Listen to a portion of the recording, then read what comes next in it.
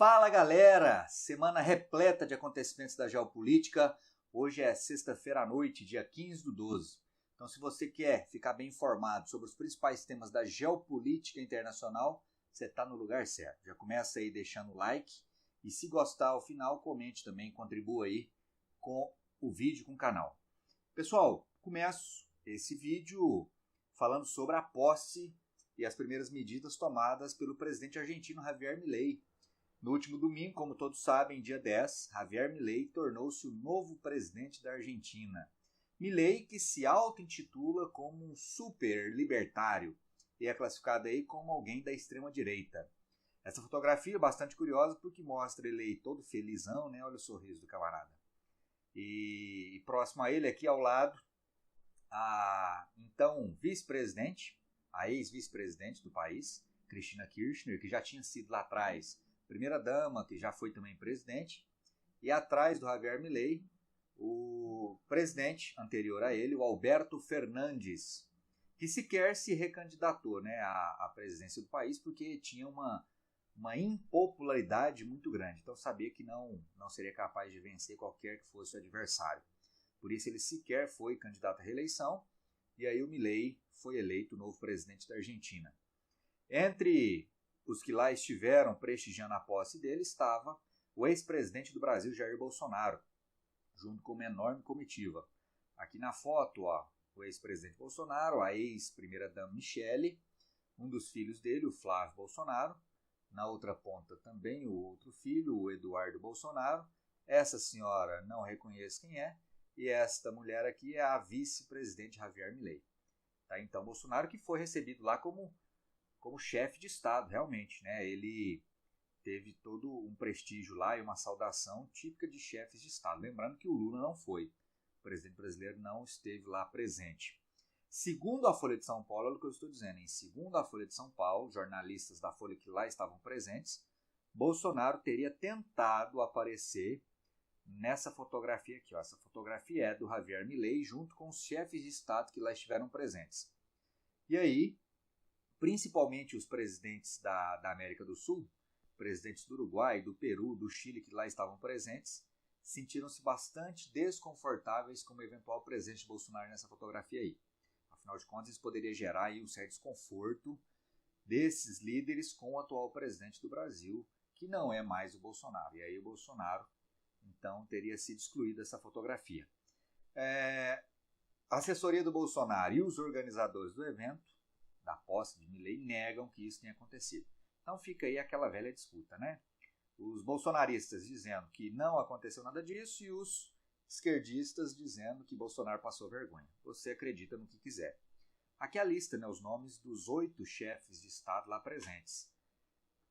Felipe VI, rei da Espanha, Gabriel Boric, presidente do Chile, Luiz Lacalle Pou, do Uruguai, Noboa, do Equador, Santiago Peña, do Peru, Vahaguin Khachaturian, presidente da Armênia, pronuncia esse nome aí, ó.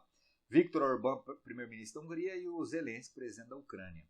Os dois aqui no final da fila, ó. O Zelensky e o Viktor Orbán. Curioso, porque o Orbán é aliado de primeira ordem, de primeira hora, dos russos, de Vladimir Putin.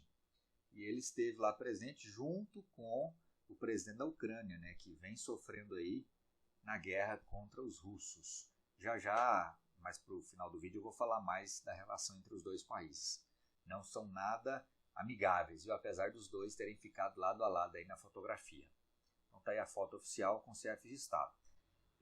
Muita gente falou que pouca gente prestigiou, né? Foram poucos os chefes de Estado lá presentes. Apenas 8. E nenhum chefe de Estado assim, presidente de um país relevante aí no cenário econômico global. Talvez o de maior destaque aí seja o rei da Espanha. Ainda assim, ele é apenas o chefe de Estado, ele não é o chefe de governo. Afinal de contas, a Espanha é uma monarquia parlamentar. Quem manda lá é o primeiro-ministro. O rei tem uma função mais simbólica, mais diplomática. No Brasil, só para comparar, na posse do Lula ano passado não, agora, 2023, né, 1º de janeiro, estiveram presentes 21 chefes de Estado. Na Argentina, apenas 8. E ainda assim, no Brasil, há uma dificuldade da presença de um número maior de chefes de Estado nas posses presidenciais, porque aqui a posse é no dia 1º, né? exatamente no dia que a galera tá tudo de ressaca depois do Réveillon. Então tem inclusive um novo projeto aí para que a próxima posse presidencial se dê não no dia 1º, mas sim no dia 5. E aí seria possível aí uma presença de um maior número de chefes de Estado, seja qual for o presidente no Brasil no próximo mandato. Beleza, beleza?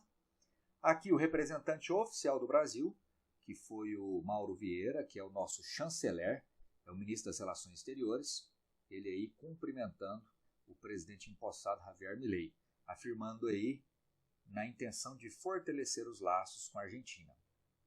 Lembrando que algumas tradições foram quebradas, né? Desde que Bolsonaro se tornou presidente, algumas tradições foram quebradas. Por exemplo, Bolsonaro, ele não fez a primeira viagem dele enquanto presidente para a Argentina. A tradição é essa, que o presidente eleito no Brasil viaje primeiro para a Argentina e o presidente eleito empossado lá viaje primeiro para o Brasil. Então Bolsonaro já não tinha feito isso e agora o Milei também não vai visitar o Brasil como sua primeira viagem internacional. Ele já anunciou que vai para os Estados Unidos em breve. Então tradições aí quebradas nos últimos mandatos, tanto lá na Argentina como aqui no Brasil. Beleza. E aí as polêmicas já começaram, né? As medidas controversas do Javier Milei lá enquanto presidente da Argentina. A primeira delas foi anunciar a própria irmã como chefe do gabinete. Como é que é o cargo dela? Esqueci agora. Enfim, ela vai ocupar um cargo super importante, super relevante lá na política governamental da Argentina. Ela será o braço direito do Javier Milei. E por que isso é controverso? Porque até o governo anterior era proibido a nomeação de parentes, de familiares, para cargos no governo. Então ele derrubou essa lei contra o nepotismo e indicou a irmã para ser aí a chefe do gabinete presidencial. Acho que é isso, viu? Chefe do gabinete do governo, da presidência, alguma coisa nesse sentido. Além disso, várias medidas de ordem econômica. Por exemplo, ele cortou pela metade o número de ministérios, de 18 caíram para 9 os ministérios, desvalorizou a moeda argentina, o peso que antes tinha uma cotação fixa de $1 comprava 366 pesos, agora $1 compra 800 pesos, ou seja, a desvalorização foi gigantesca, né? $1 comprava 366, agora $1 compra 800 pesos. Isso fez com que os preços na Argentina disparassem, preços em supermercado, combustíveis. Qual que é a ideia? A estratégia é fazer com que a Argentina torne-se mais atraente para investimentos estrangeiros, ou seja, criar um estímulo para a entrada de dólares no país, ainda que isso cause um grande descontentamento da população, porque os preços sobem generalizadamente. Alimentação, cesta básica, combustíveis, energia. Aqui ainda, ó, a manchete inclui o corte a subsídios, né?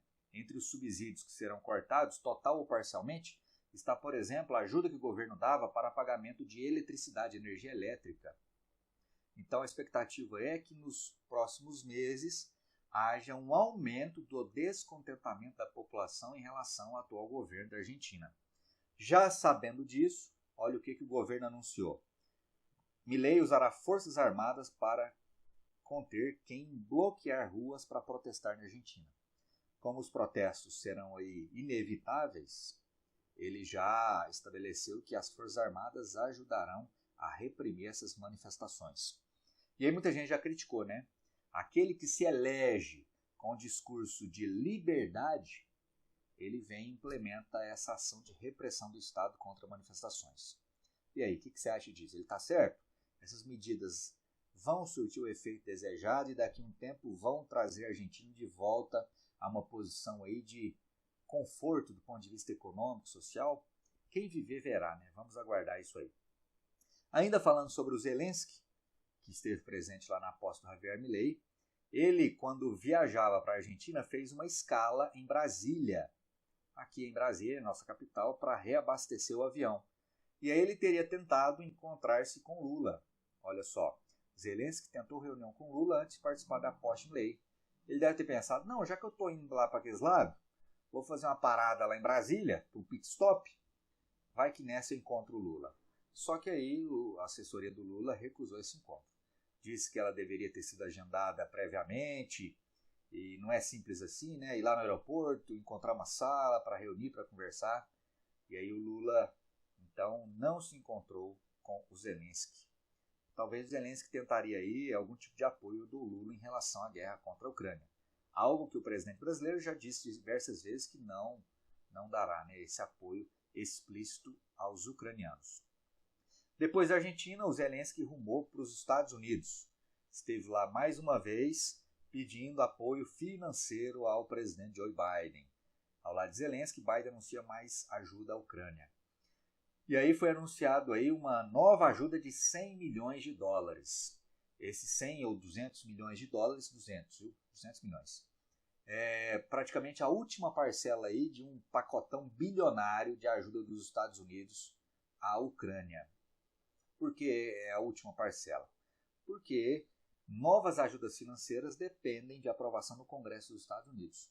E o Congresso, majoritariamente republicano, já pensando nas eleições do ano que vem, tem demonstrado aí uma certa aversão, uma recusa em aprovar novas ajudas financeiras à Ucrânia. A ideia é desgastar o presidente Joe Biden, apontando ele como responsável por eventual fracasso da Ucrânia na guerra contra a Rússia e assim fortalecer o possível candidato republicano nas eleições do ano que vem, que será, muito provavelmente, Donald Trump, que inclusive já aparece à frente das pesquisas contra o Joe Biden.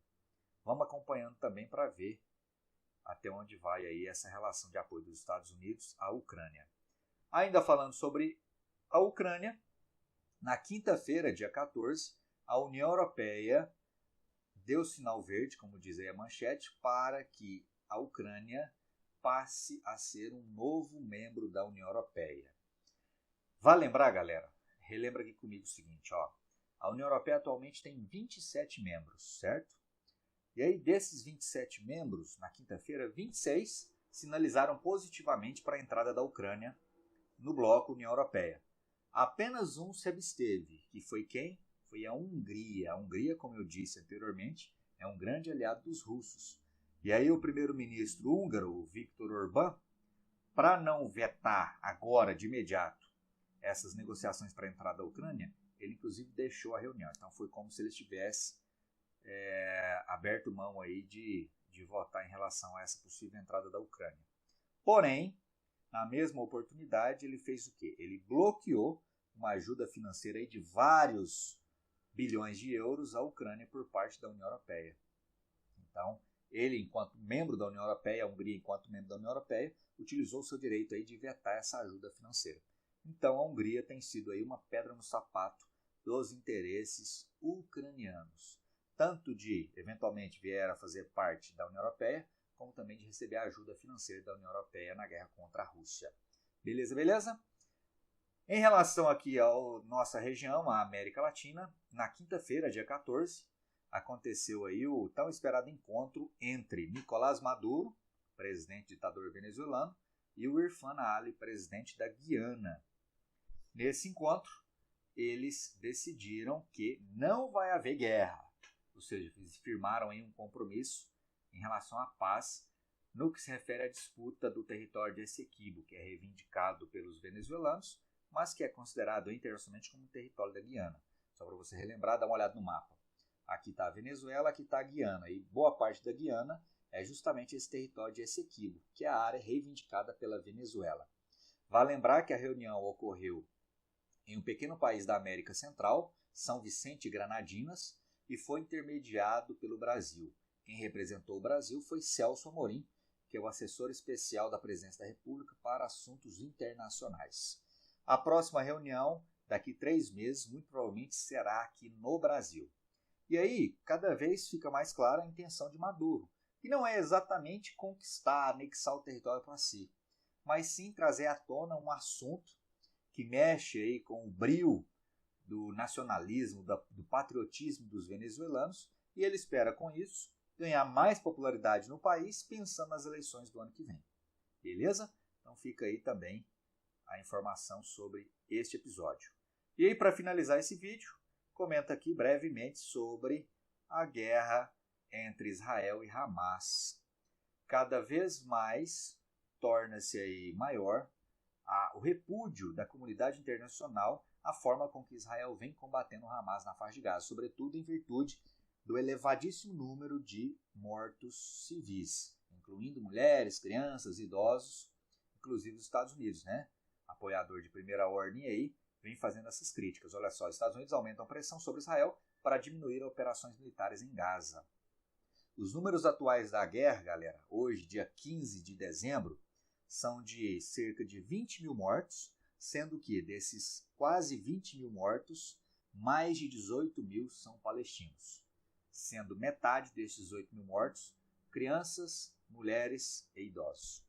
O que dá à guerra um drama assim inexplicável. As imagens que circulam nas redes sociais são horrendas, né? Inclusive de bebês vitimados fatalmente aí pela guerra. Beleza, beleza?